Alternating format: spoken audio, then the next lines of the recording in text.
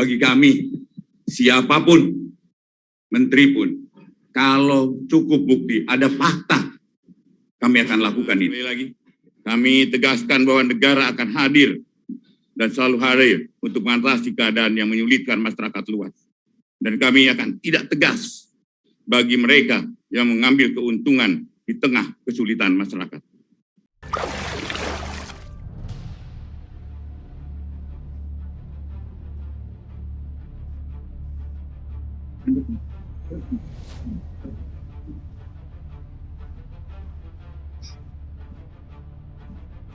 Bismillahirrahmanirrahim. Assalamualaikum warahmatullahi wabarakatuh.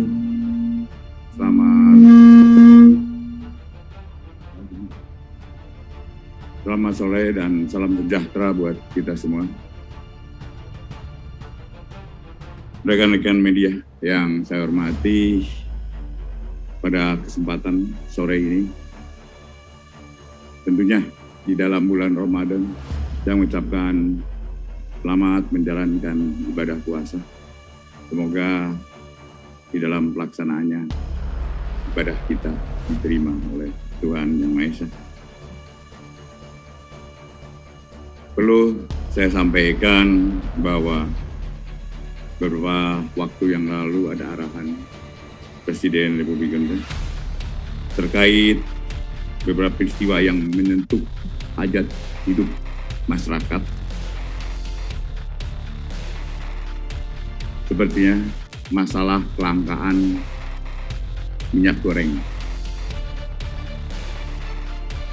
Kelangkaan ini menjadi perhatian Presiden dan beliau menginstruksikan agar segenap pimpinan kementerian lembaga mengedepankan sense of crisis sehingga setiap peristiwa yang terjadi dan menyangkut hajat hidup masyarakat luas dapat diberikan respon.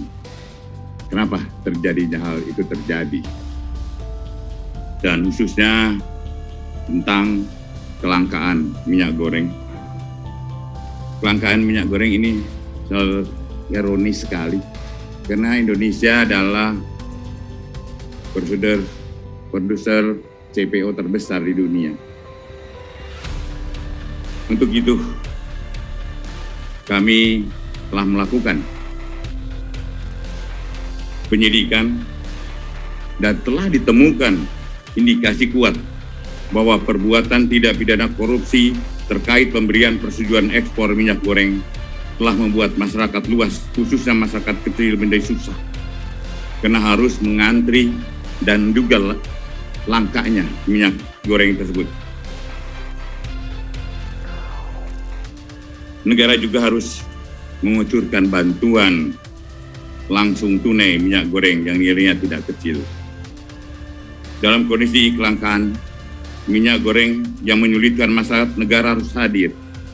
Dan hari ini adalah langkah hadirnya negara untuk mengatasi dan membuat terang apa sebenarnya yang terjadi tentang kelangkaan minyak goreng ini. Rekan-rekan media yang saya hormati, kami sampaikan bahwa saat ini tim penyidik Kejaksaan Agung sedang melakukan penyidikan perkara dugaan tindak pidana korupsi dalam pemberian fasilitas ekspor crude palm atau oil atau CPO dan turunannya pada bulan Januari 2021 sampai Maret 2022. Berdasarkan surat perintah Direktur Penyidikan Jaksa Agung Muda Tindak Pidana Khusus nomor PRIN 17/FD2/04/2020 tertanggal 4 April 2022. Pengungkapan perkara tersebut diawali dengan adanya peristiwa kelangkaan dan kenaikan harga minyak goreng di pasaran pada akhir tahun 2021. Atas peristiwa tersebut, pemerintah melalui Kementerian Keuangan dan atas peristiwa tersebut, pemerintah melalui Kementerian Perdagangan telah mengambil suatu kebijakan menetapkan DMO serta DPO bagi perusahaan yang ingin melaksanakan ekspor CPO dalam produk turunannya serta menetapkan harga eceran tertinggi minyak goreng sawit. Namun dalam pelaksanaannya perusahaan eksportir tidak memenuhi DPO, namun tetap memberikan persetujuan ekspor atas perbuatan tersebut diindikasikan dapat menimbulkan kerugian keuangan negara atau perekonomian negara.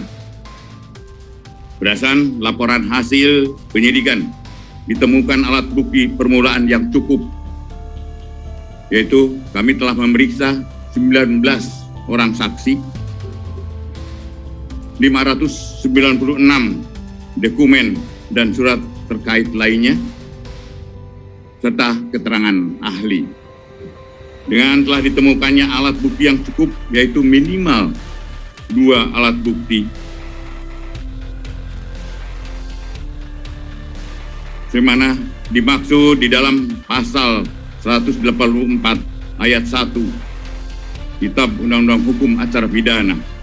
Maka pada hari ini, Selasa tanggal 19 April 2022, jaksa penyidik telah menetapkan tersangka dengan perbuatan melawan hukum.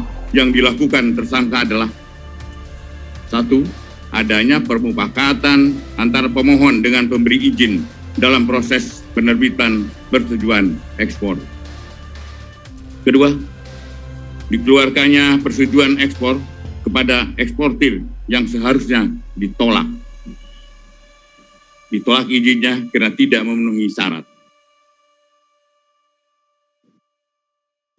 yaitu telah mendistribusikan CPO atau RBD palm oil tidak sesuai dengan harga persetujuan dalam negeri atau DPO, tidak mendistribusikan CPO dan RBD ke dalam negeri sebagaimana kewajiban di dalam DMO, yaitu 20% dari total ekspor. Tersangka ditetapkan 4 orang.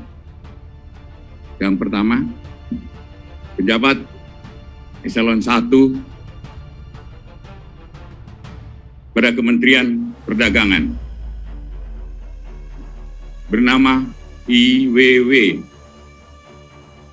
Direktur Jenderal Perdagangan Luar Negeri, Kementerian Perdagangan.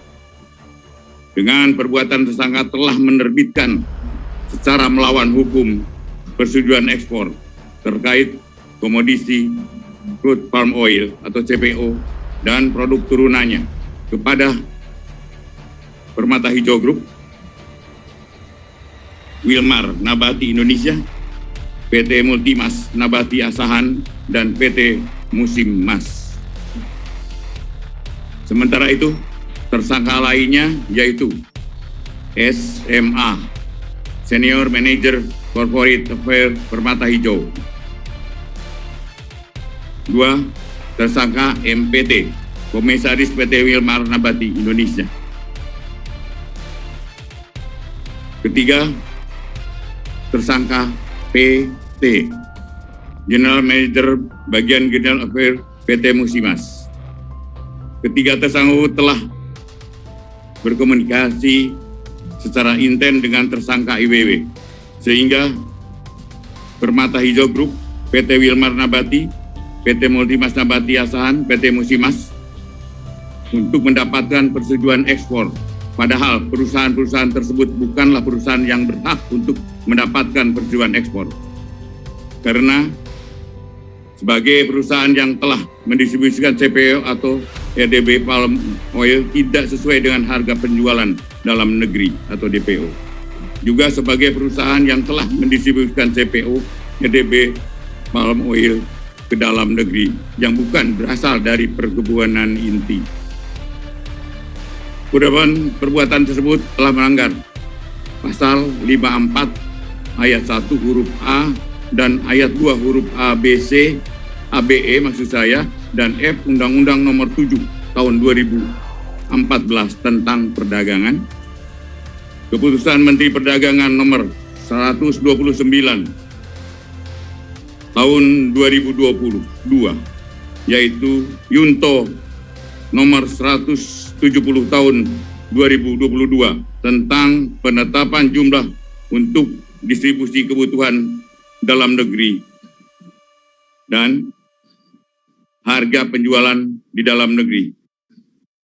3. Ketentuan bab 2 huruf A, angka 1 huruf B, Yunto bab 2 huruf C angka 4 huruf C, Peraturan Direktorat Jenderal Perdagangan Luar Negeri nomor 02 Daglu per 1 2022 tentang petunjuk teknis pelaksanaan kebijakan dan pengaturan ekspor CPO, RDB, palm oil, dan UCO.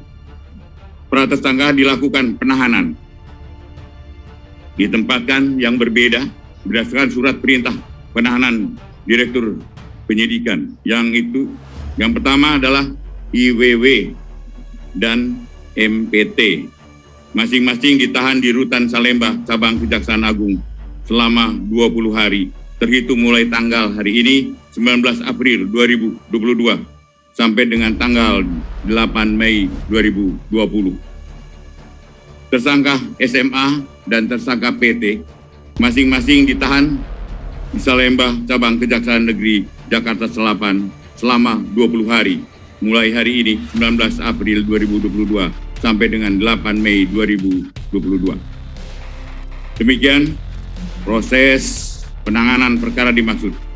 Dan sekali lagi, kami tegaskan bahwa negara akan hadir dan selalu hadir untuk mengatasi keadaan yang menyulitkan masyarakat luas. Dan kami akan tidak tegas bagi mereka yang mengambil keuntungan di tengah kesulitan masyarakat. Demikian, teman-teman. Terima kasih atas atensi teman-teman. Wassalamualaikum warahmatullahi wabarakatuh. Salam sejahtera buat kita semua. Mantap.